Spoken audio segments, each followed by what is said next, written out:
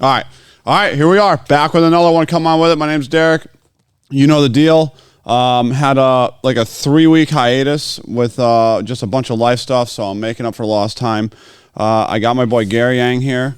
Me and Garry have a pretty special relationship because Garry, in fact, was my tuner way back in the day. And, you know, we're talking back in, 2009. 15. No way. 16 years. Oh, yeah, 15, 16 years ago. Yeah.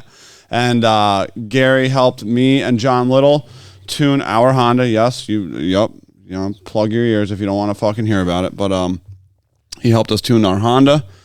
And years have gone by. Gary's got a beautiful Mark 4 Supra behind us. And so we get together. He uses the dyno. Car has been through so many iterations and so many different setups, but it usually comes back here and he uses the dyno and figures it all out. So I don't know why we took so long to do this, right? Because you've been here a million times since I started the podcast, but we have some really good conversations, so I figured, fuck it, let's record a couple of them, you know what I mean? So Garry, What's up, brother? Life.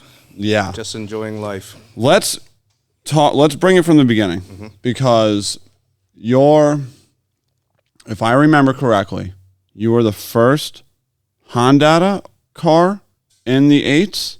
S300. S300 car in the 8s. And this is back when? 2010. Right. Wicked One tuning. God, I don't know how I didn't mention that already. Wicked One tuning, dude. So if you guys are OGs, I'm sure you remember the name. You know what's amazing that you just brought that up is I remember it was Speed Factory as well, was going after the 8-second record with the S300. Yep. So it was between Speed Factory and just Garry Eng. Yep. Out of Connecticut. Dude. Off camera, we were talking about all the I'm not going to say the past tuners that we used to both look up to, right? Because some of them are still tuning, some of them are doing other things, but it was a nice trip down memory lane. Like I remembered Mace tuned, and Joe Tempest, and he's still doing his thing. Yep. And that was cool. So tell me about the car. What year was it that you were trying to go 8s with a Honda? What was the setup? Oh gosh, 72 millimeter dog box, G-Force trans. What year are we talking about? 2010. Oh wow. Yep. And that was as basic as you could get back then. I think some other, I won't even call them competitors because they were a lot faster than me. I just kind of did my own thing and was chasing my own goals. But it wasn't as advanced as the Gold Box Motec, which a lot of the, Gary's laughing, right? Because Gary's Supra's on Motec, right? All right. I'm going to go off because I'm all hyped up about Motec right now. Nothing is going to be, this conversation will not. No, it is productive. It is productive, right? Okay. No argument from me, right? We're 3 minutes and 48 seconds into this. Dude, no argument from me that Motec is the best ECU in the world, all right? I'm sick. It is so sick. But I'm going to be fucking dead honest with you and all of you. I am so sick of hearing about it, right? Okay? It's the sickest ECU in the world, and then we got to get this package or that. This package can't do nitrous. That package can't do fucking boost. I'm so sick of hearing about it, dude. And like these packages aren't cheap, dude. They're like $4,000. And I'm just so sick of hearing it. I get it. It logs at 1,000 hertz. It's so sick. It can do direct injection. Okay, great. Unbelievable stuff, right? But speak of the devil of Motec, Rob Harper, call me right now. I'll tell him the same thing, right to his face. There you go. I'm not even going to pick it up. So, yeah, that's my rant about Motec. But so you were when you were doing it in 2010, when you were going for the record for 8-second record, right? Which was fast at the time. I do remember that. I want to qualify that though. Yeah. On S300, they were already sport front wheel drive. Got it. Competitors that went 8s. Got it. Tony Palo, he went 8s on Motec. Yep. See, I want to see a reaction from you. What, saying Tony? Motec. No, me saying Motec. Oh. Yeah, you already got me You going. cringe. Yeah. So there were a lot of folks going 8s Right. with other ECUs. I remember Cunha, Fernando, AEM. Cunha, like CLM? Yeah, CLM. Oh, shit. Yep. And there's guys just way faster. They're I wouldn't even call them competitors. So I was just chasing my own goals. yeah, doing your own thing. micro record, right? Correct. Well, because the beauty about the S300 was it was a factory ECU. It was a piggyback daughter board soldered inside of a factory ECU, and I'm going to be completely honest. It still is, in my opinion, very impressive. It's incredibly user friendly.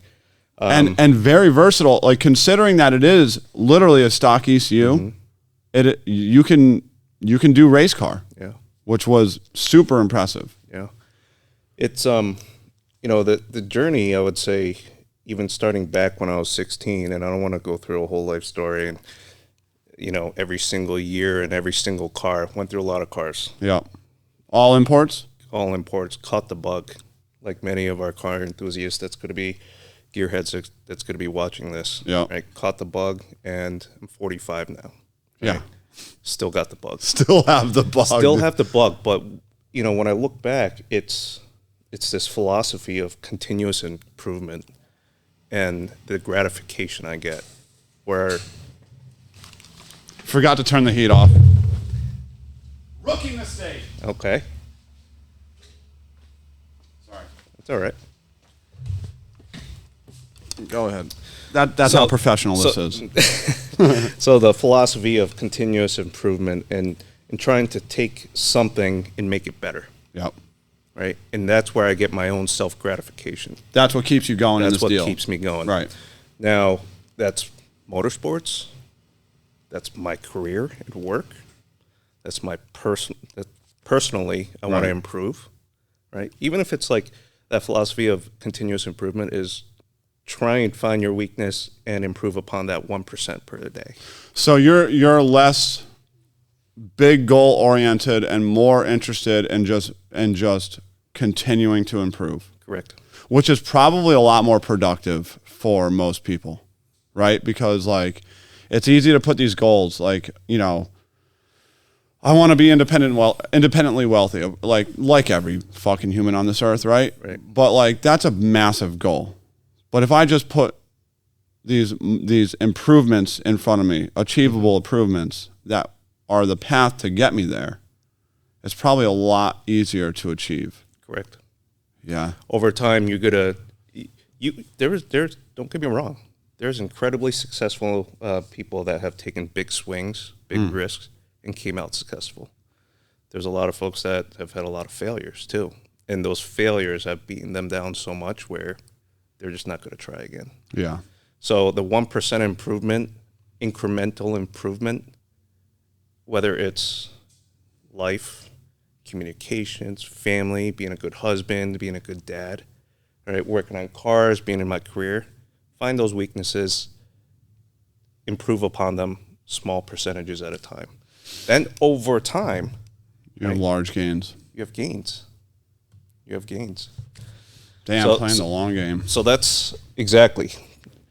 And chess, not checkers. Right. Right. Interesting. Play the long game. When you were going, and I don't want to jump around. I'm just trying to wrap my head around it because it's all going to feed into each other. Mm-hmm. Because I want to talk about your career, but I want to talk also about in 2010, you were tuning Hondas, cars in general, and then when and what made you switch from that to going to getting? Because right now you're very career oriented. Am I wrong in saying that? Correct. So when did you say fuck the cars as far as like all that and really focus on? I don't want to deviate too much from back into 2010 when we're on Hondas because I do want to drop a line.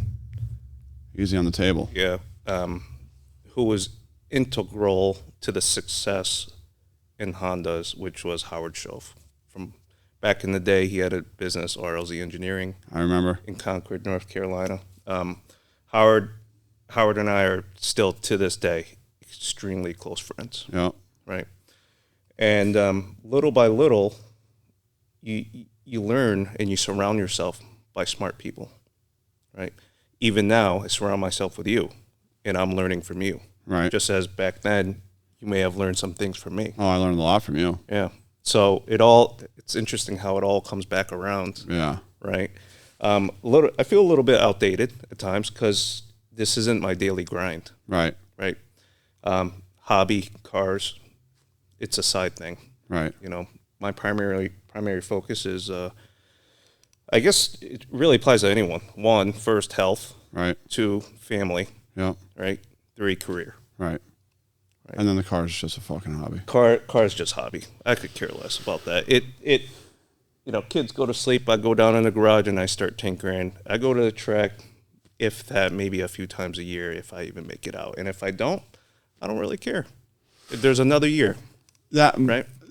I'm interested in that perspective, right? Because like you were as deep into it as anyone listening, and me, anybody, right? And then you were able to pull. I'm not going to say pull yourself out like you were in a deep dark place, like cars are a deep dark place, because they're not, right? I mean, let's get to the point where back in the Hondas, you blow up, you break shit. I had a job, but I didn't have like just money kicking around where I could just buy blocks left and right. Yeah, I had credit cards. And those credit cards, you max out.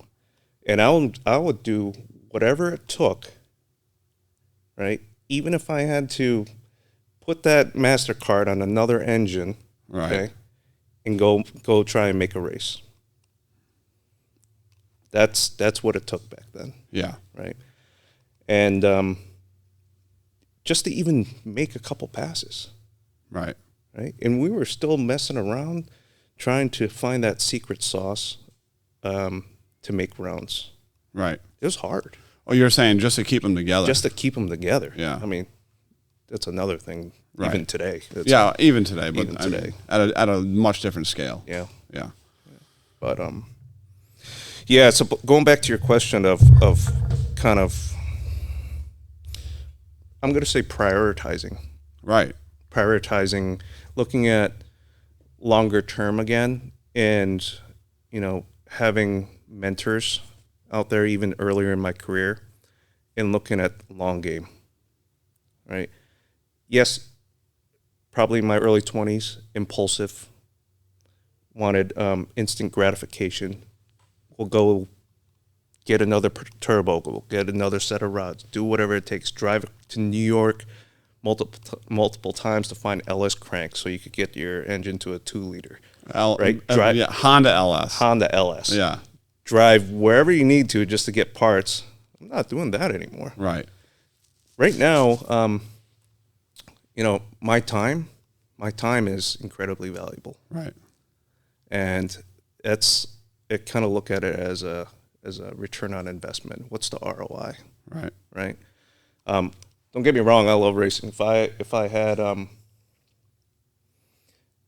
had unlimited funds, right, and wasn't as career oriented, but maybe just had that flexibility in life where I could just pick up and go. Right. You know, my lifestyle with home, kids, sports, wife. You know, that's my number one priority, and longer term to retirement. Right. I see these situations where, you know, I try and help out some friends, and they're impulsive. They're probably impulsive back when I was in my early 20s. Right. And they should be well off in their retirement and their savings. And they're not even close. Yeah. But thankfully, in the past, I've had these mentors and these coaches talk to me about some of these things. And what's funny, at the time, I was incredibly naive about it. Yeah, they're talking to me about this stuff. Well, of course. Yeah, and I don't really listen. But but maybe subconsciously now that I kind of understand through experience and life and kids and marriage and, getting financially stable, right?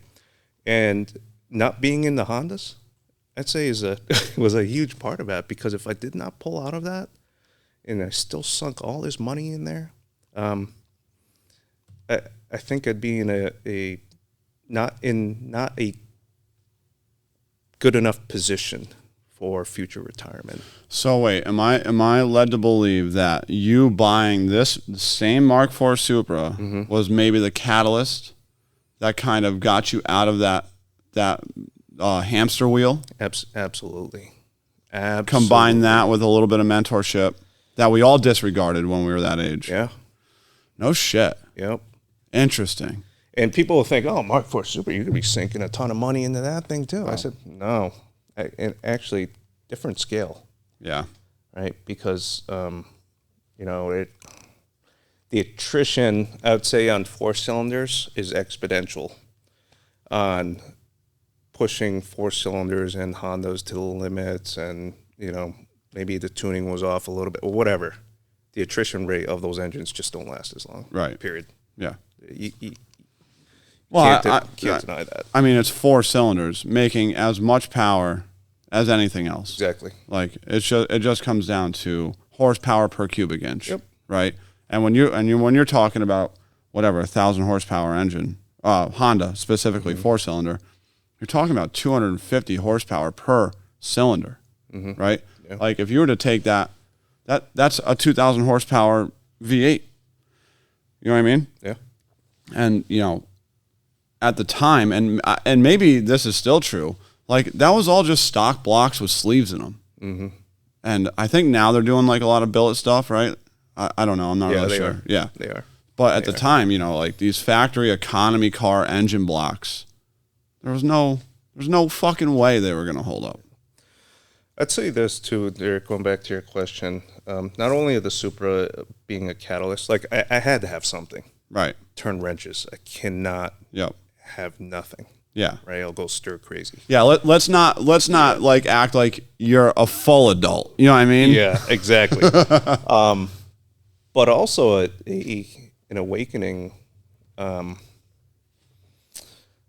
just buying a condo, moving in with at the time, currently my wife, right? At the time she was my girlfriend. And it's like, damn, all these bills, expenses. Yeah. And I'm like, what the freak is going on here? This is a lot between food, power, electrical, cable, and doing cars, and going out having fun. Like before kids, we're not even talking about kids. Yeah. So, I gotta share this too. One of my late uncles, I picked him up from the airport one time, and I was just bitching about this financial thing. I was like, wow.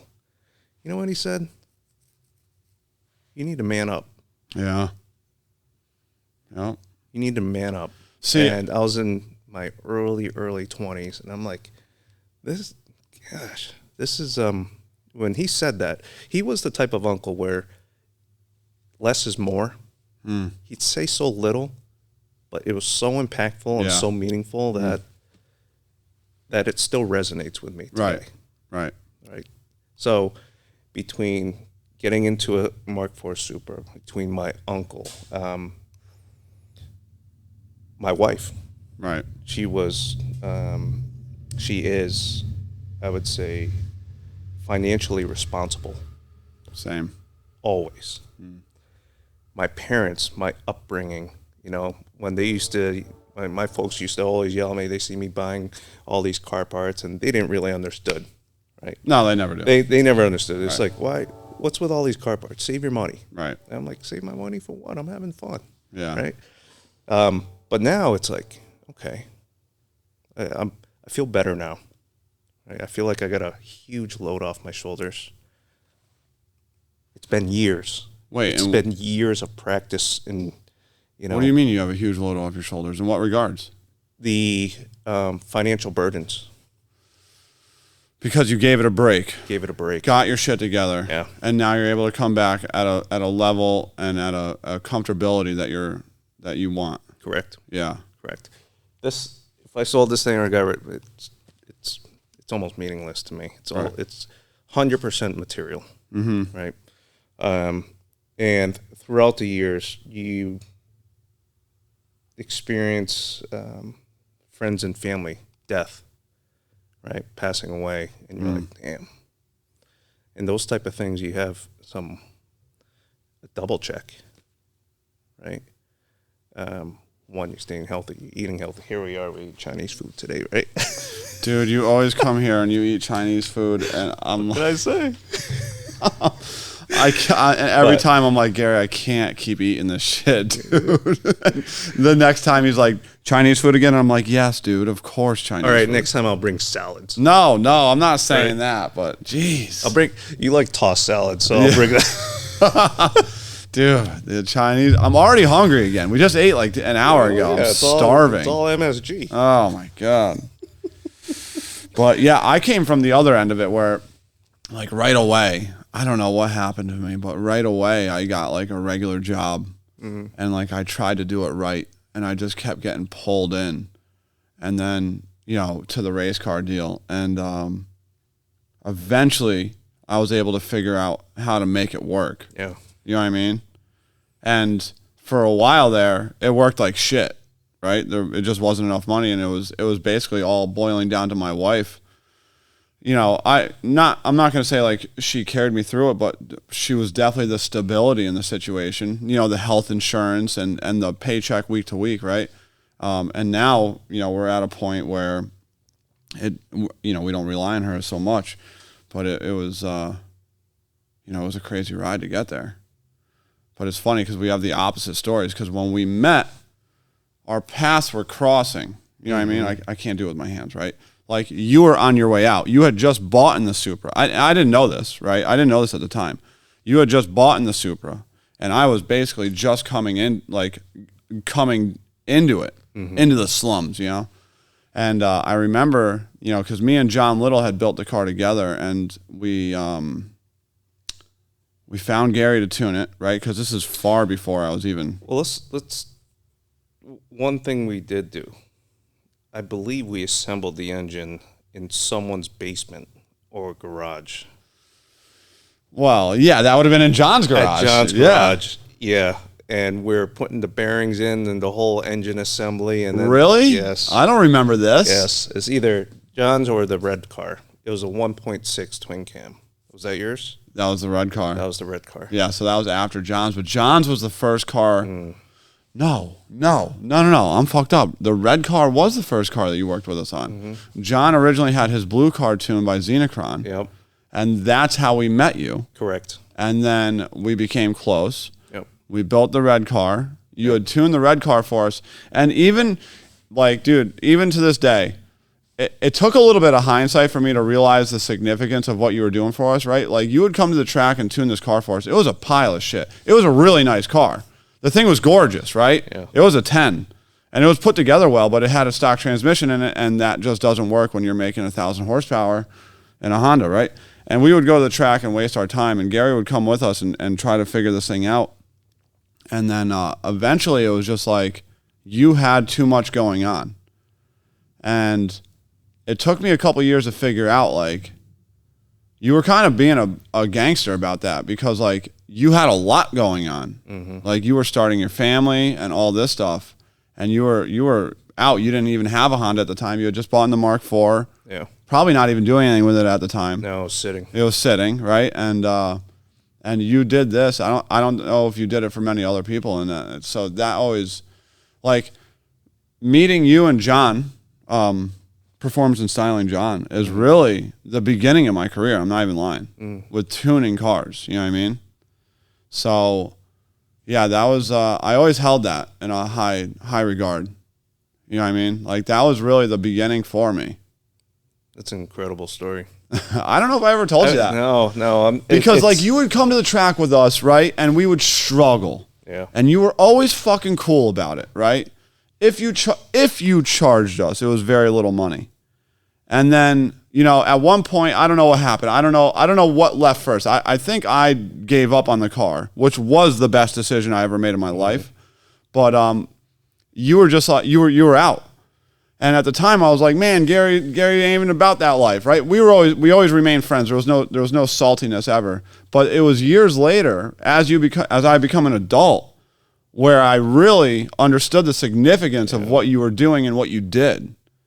I'm going to say, even though I mentioned my uncle, I mentioned, my wife, who's my rock, and my parents.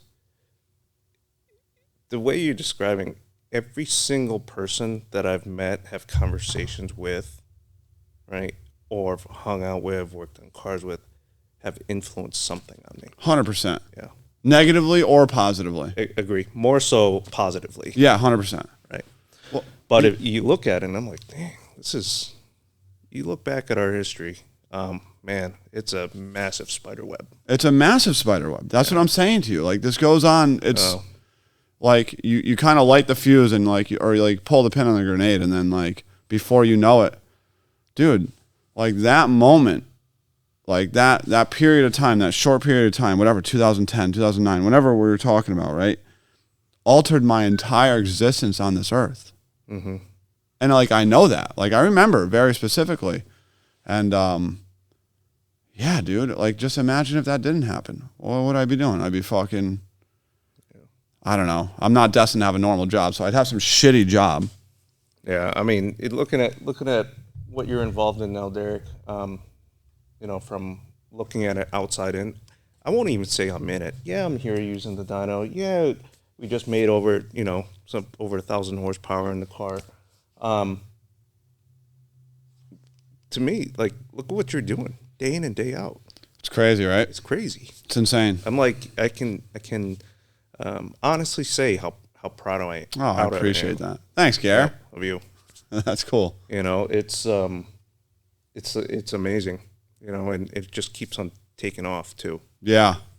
Yeah. Well, I think a lot of that has to do with just, keeping a positive attitude and just, shutting the fuck up. Right. I have this big thing where this is going to sound like bullshit, right? I don't ever think I'm smarter than anybody. Mm-hmm. I really don't.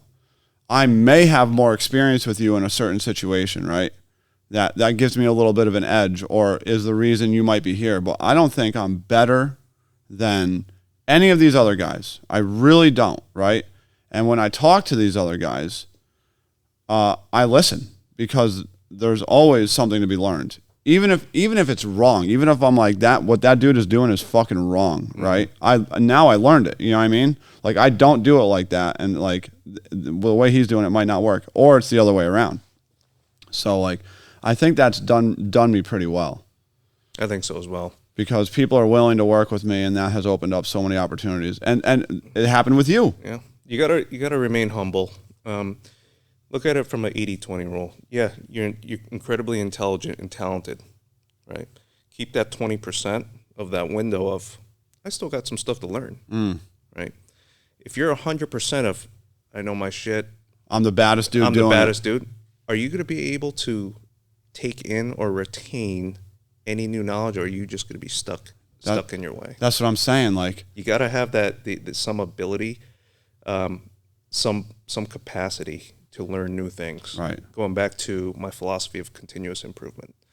Now, I'm not going to start getting into EQ, EI. I don't know what those things are. Emotional intelligence. Oh, very little on this show. Very, very little on this show. Understanding what you say, and how you act impacts individuals either negatively or positively. So being self-aware, right? Okay. That's the emotional intelligence. AQ is a new thing, which is adaptability quotient. Your ability to, and it's a measurement of your ability to adapt to new environments, culture, situations, right? So there's different scales. Right. Being able to read the room. Being able to read the room is incredible. Yeah. Huge skill that people do not, you got to keep that in the forefront. Yeah, 100%. Right? Audience analysis, right? Who's your audience? A bunch of degenerates just like me. a bunch of dudes wearing black hoodies and fucking. Look at this. Look at this. Exactly. Here we are. The uniform, bro. The uniform. That's it, bro. Audience analysis.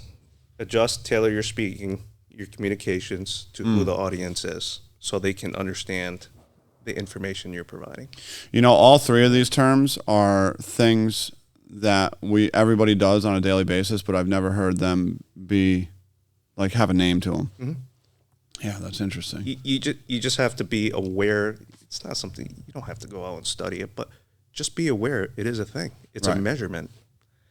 Some IQ, intelligence quotient, right?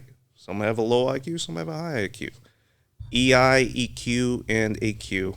It all has to do with interactions with people. You know, it's funny. I bet you if there was some way to, I'm sure this exists, right? But like the smarter you get, like the higher the IQ, the lower those other ones become. Do you think that's true? Because if I think back to the smartest people I know, they're kind of assholes. I would say there's some, there are some people that I run into that are incredibly intelligent for certain things. Right. Right. Rain Man. Maybe playing an instrument. Yeah. I could not play an instrument. Nope. There are some individuals that could pick up any instrument, play guitar, whatever, brilliantly. I could not do that. Mm-hmm. All these various skills. Individuals that are incredibly intellectual, they may be incredibly weak in emotional intelligence. Yeah. Right? Yeah, that's what I'm saying. Like if I think back to the smartest people I know, they don't have empathy. They don't have empathy, and they may seem very standoffish or cold to you. Because you got to understand perspectives too, right? So when you recognize that this individual is a data person, they're incredibly data-centric. They work with numbers all day long. The numbers aren't adding up in their head, and that's all they think about. Right. You may think they're standoffish, but you got to understand from another perspective how they operate. How they operate is not the same as how you operate. Right. So when people say, "Oh yeah, this individual is weird," no. Weird compared to who? Right. We're all weird. Because he's over there thinking you're fucking weird. Yeah. Exactly. Because you're different than him. You got to look at multiple perspectives of things. Yeah, that's a good point. And there's a lot of things over the course of I won't just say my professional career, friends. You can't take every little bit of information at face value. Experience it, learn it, get data points, validate, trust but verify. You're talking like a real tuner right now. You know that, right? So just so you guys know, and I'm just going to put Gary on blast right now. Go ahead. Gary doesn't tune his own car, and that fucking breaks my heart, right? And it's on the super sick fucking Motec that can fucking make the fucking windshield wipers turn on when the fucking solar eclipse happens. I don't give a fuck about Motec, right?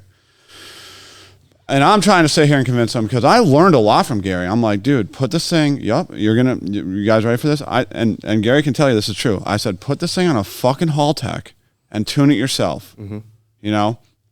I'm not going to put anybody on blast about who's tuning the car because I think they're incredibly talented. But, he's got a phone call, so there's 20 minutes of downtime. You know what I mean? Or there's a miscommunication or he double books, right?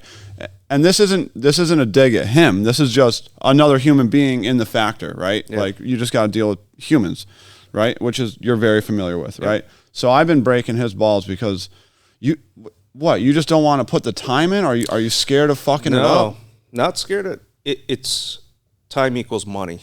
Because you were good, and this isn't. I'm not saying this shit because we were fucking friends, right? Because I'm being truthful. You were talented at tuning cars. A lot of it, I'm not willing to experiment as much anymore. Yeah, but it's not experimenting. Based on a system, UI, interface, controls, what's going to work, what doesn't work. time. It sounds like, when I hear you say this, it sounds like you're unwilling to learn. Time. I'm unwilling to, I would say, back then I had more time on my hands. To learn whatever system. To dig in. Yeah. I don't care how long. I sit here 10 hours. Right. Right? We'll figure it out. Right. Okay? That can't happen anymore. I'm an in and out. Yeah. Yeah. So it's really, it's not just, you know, I'm 100% okay. Like there is other people out there that are far more talented and experienced, right? That's nothing to debate about. 100%. Yeah, I agree. I think you are far more talented. You have far surpassed back when we were messing with Hondas back then. Yeah.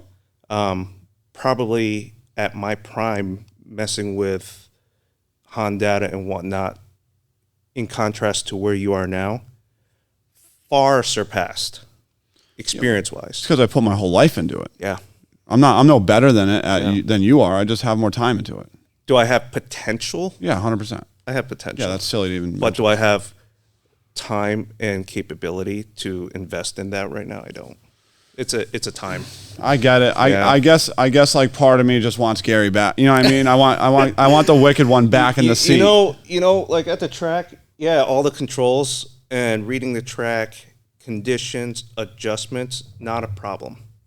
Are you doing that with this thing? I am doing that. Oh, okay. So I didn't even know that. Yeah. The complexity is, I would say, going back to your statement on the various packages. Yeah.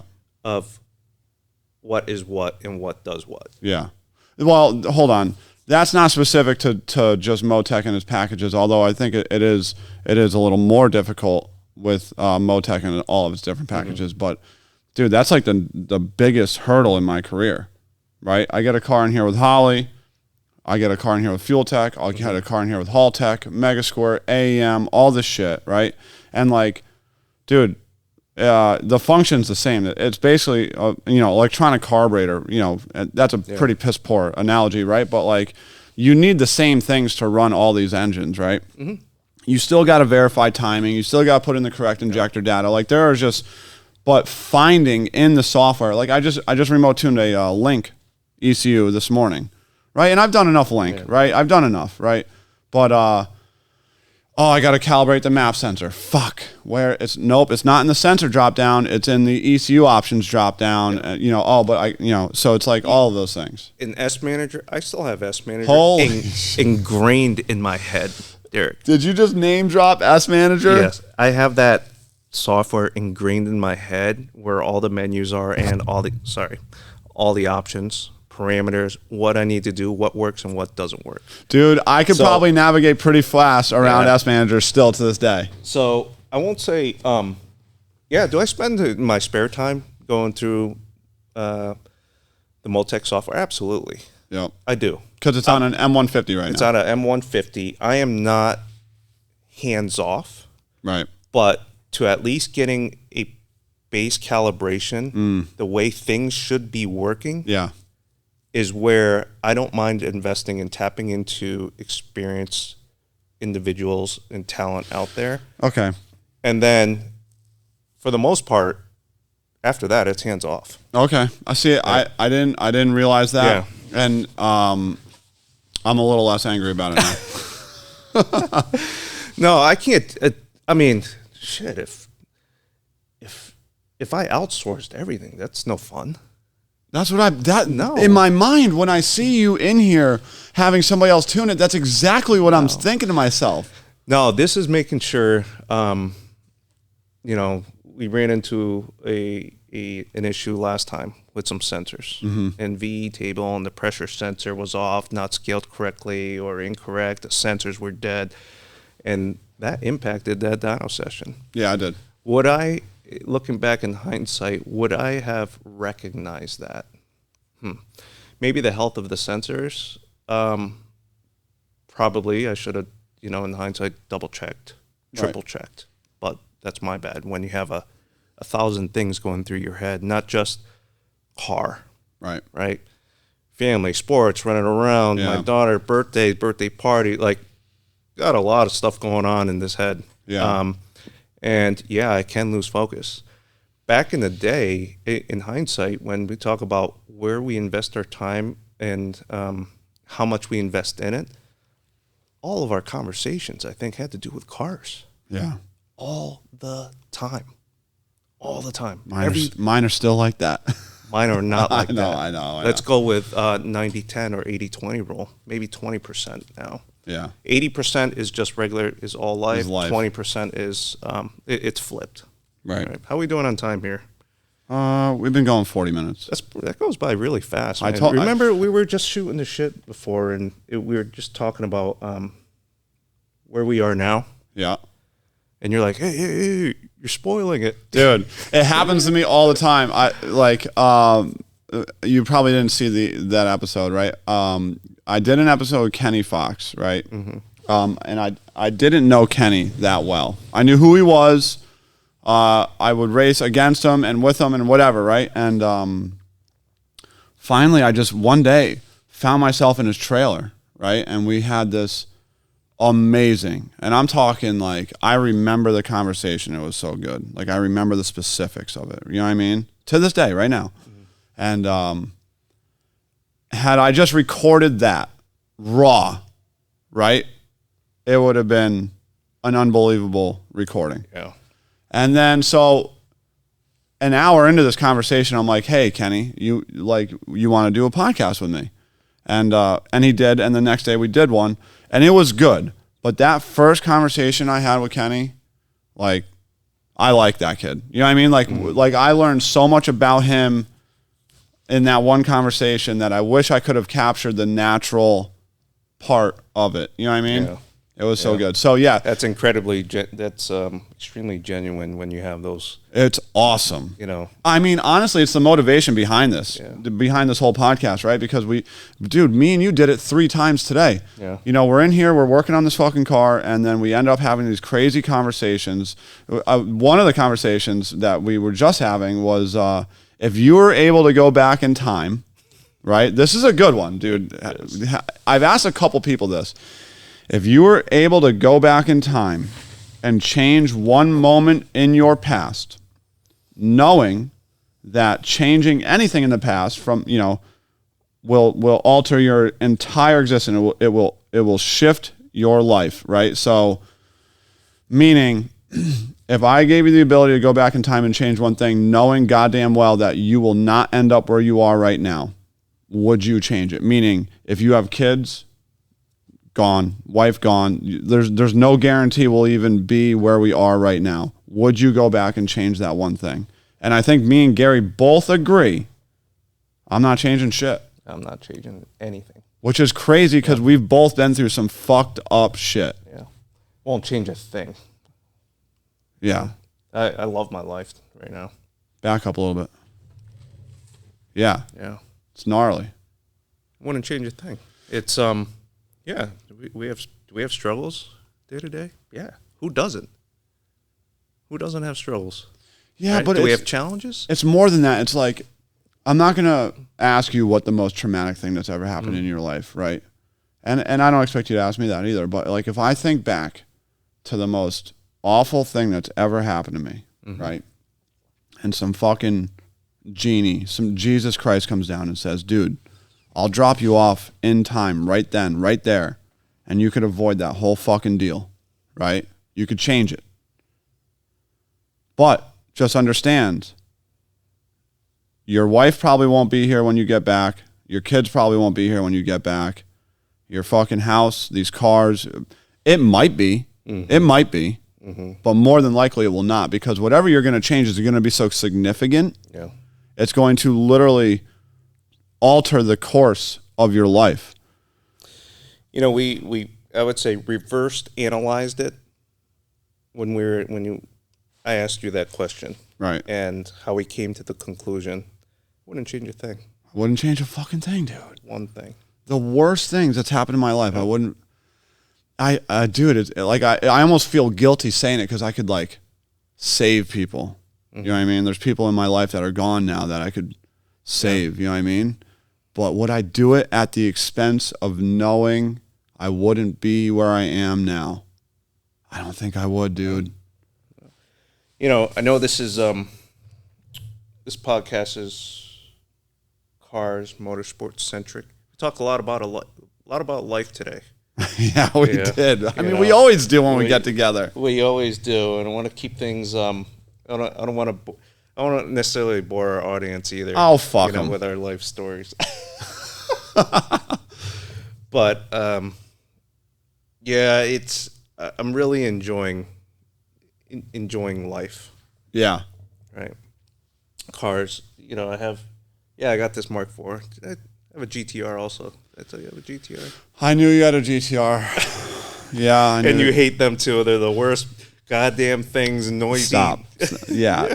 Yes, I know. I have heard it. Stop. I'm not a GTR hater.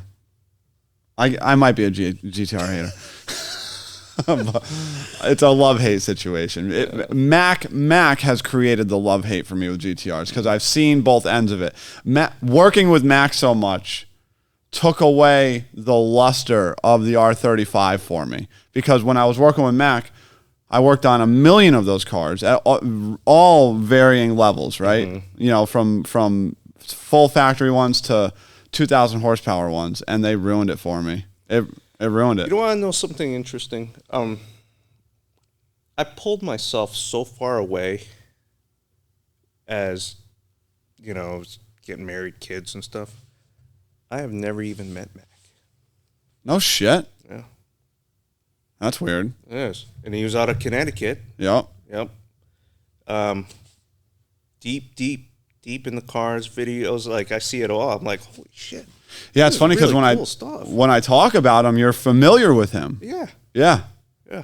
We're all from this tiny little state. Yeah. But disconnected so far back. Right. Where it's like, yeah, I'll watch. Well, dude. I'll observe. I'll look. In 2010, when you made your exit, we'll call it, right? Mm-hmm. When you became an adult, bro, he was probably fucking 10. I'm not even joking. I wish I remembered like exactly how old he is. He's definitely under 30. Yeah, it's damn impressive. I'm impressed with like just, gosh, the talent out there, the people involved in all these cars, how advanced it's gotten over the years. Sick, right? Sick. It's crazy. So sick. You know, just even out of our little state in Connecticut, a lot of I'd say known individuals and shops with Hondas still, right? That are putting Connecticut still on the map. And Hondas? Yeah. Like who? Jamie. Oh, fucking. The whole crew. I can't even believe I said that. Yeah. Marsh is the man. Yeah. Yeah. Jamie, you know, I see Sonic. Yep. Like they're at all the big races. Yeah. They're doing their thing. They're crushing it. They are crushing it. Yeah, it's cool. And it's damn impressive. You gotta give credit what credit is due. And I'm like, 1,000%. Yeah, these guys it's really impressive. It's like, yeah, I did stuff back in the day, but I'm a fan of all this stuff. Yeah, dude. And I'm watching, you know, maybe I'm pumping a little bit of iron in the basement and I'm putting it on YouTube as I'm lifting some weights. Yeah. And I'm like, oh shit, look at this. I'm a fucking fan, dude. Yeah. Check it out. I totally agree with you. Like, you know, even though I'm not into Hondas anymore, right? Like, it's entertaining. If you're racing at a high level, I respect you. I don't care if it's circle track, fucking road racing, bikes, cars, fucking horses.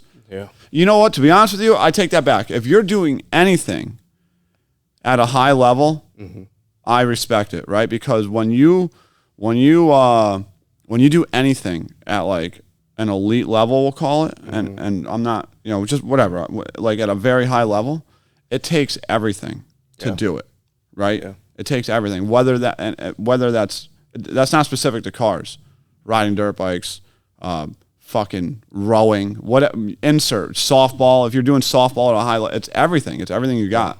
So like, I respect it. Something that's developed. Yeah. Something that's learned, something that's practiced. You didn't get here by accident. You didn't learn it automatically in day one, you know, and become the best. Right. It takes time. And I respect you for it. And there's individuals that you got to look back. You may see it in media that it looks like, hey, they just learned it. Hell no. No. People put their blood, sweat, and tears into this stuff. Yep. They just don't realize it. Maybe they just don't show everybody. Yeah. Right? They're not about that Instagram where they snap a picture on every little accomplishment or micro accomplishment they've done. Right? Gosh, my Instagram's probably way out of date. Dude. You know, I don't spend any time on that. Yeah. I'd rather spend time, throwing a baseball with my son. Yeah. Right? Or fucking with your car in your downtime. Yeah, messing with my car, riding some scooters with my daughter. Like, just that right there is far more valuable. 100%. You know? Well, our generation's a little bit different. Yeah. You know, I had a friend tell me, guys our age, how old are you? 45. Yeah, so I'm about to be 39. So we'll call it a similar age. We're old enough where we saw this come in. We saw technology. You know, we were, conscious and alive before cable, right? So we saw everything come in, right? So that's the generation I'm talking about. We have a very hard time self-promoting, right? I don't know about you, but I found this to be pretty constant. Guys of our age don't want to talk about ourselves. Is that true, you think? Yeah, for the most part. For the most part, our generation and also culture. Yeah. Certain cultures as well. Like your Chinese culture? Yeah, Chinese. Yeah. Typically, we're more passive, quiet, right? Avoid the conflict rather than create the conflict. Yeah. Right. Let's just stay away from it. Yeah. Right. And that looking at that, I think more maybe I'm an anomaly, just because of. Well, are you an anomaly because you're an Asian and you're a decent driver? Maybe I'm six. Maybe because I'm 6 foot, 215. Oh yeah, yeah. What did we break your balls about? The American chicken? Do you remember that? I don't remember. Nah, it doesn't matter. Oh yeah. How did I get so big? How did you get so big? All the steroids and hormones in American chicken. Right. Yes. Yeah. But where was I going on this thought process? I just lost my thought. Yeah, I'm sorry. I fucked it all up. Yeah. Well, your culture avoids conflict. Yeah. We're going back to our generation. Yeah. Our generation relative to self-promoting. Right. Right. I think there's still a portion out there. Go back to the 80-20, man. What do you mean? I like just using 80-20. 80% don't self-promote, 20% do. You can't say no one does in our generation. There's a lot of money to be made by self-promoting. Mm-hmm. Absolutely. Like my entire existence, whether I like it or not, right, is based off of social media. Yeah. But here's the thing. Proof is in the pudding, too. There's people that promote. But, man, it's all show, no go. Yeah, 100%. Then there's individuals where we're more all go, no show. Right. Right? Now, you let the results speak for itself. Yeah, I'd rather have it like that, right? I'd rather have you come here, contact me to tune your car or get involved in your program because you've heard of the good work that I've done rather than you've seen an Instagram banger that I put up and you were like, oh, that's so cool, and you get a hold of me. Yeah. But at the same time, I'm sure there's a ton of opportunity. There's a ton of reach I am not using to my advantage. You know what I mean? 100%. 100%. If you had to map all your customers by region in the United States, where are they more focused? New England? I can actually tell you that information based off of this podcast. I don't remember. Mm-hmm. I have like a decent amount of humans. Fucking humans. I have a decent amount of people in like Australia. That's awesome. Yeah, which is so sick. So Jamie Farmer is a friend of mine that I've known for years. He owns Enemies Everywhere in Australia, and he's the fucking man. We constantly talk. So I attribute some of that to him. Yeah. So you're going back to the amount of people that have influenced us. Yeah. That have shaped and molded us. Yeah. But going back to customer base, friends, your reach, you got the entire world, man. Yeah. Right. Right. So. All right, it's been an hour. Let's get the fuck out of here. Let's get out of here. Let's take this damn Supra off the dyno. Today was successful, though. Today was successful. 1,300 horsepower, street car, 850 cage, E85. Sevens, goal of 7 seconds on radials. Turbo 400 auto deal. Yep. And a true Mark IV turbo car. It was originally a turbo car, right? Yeah, turbo car. We can't forget about the trans, though. What, the Mickey? The Mickey. Yeah. Yeah. Always proud to rock a Mark Mickey A little domestic badass in there. Well, the Ford. I got a Ford rear end, too. That's still together. Yeah, it's still IRS, so it doesn't count. All right, let's get out of here. Bye, everybody. All right, bye.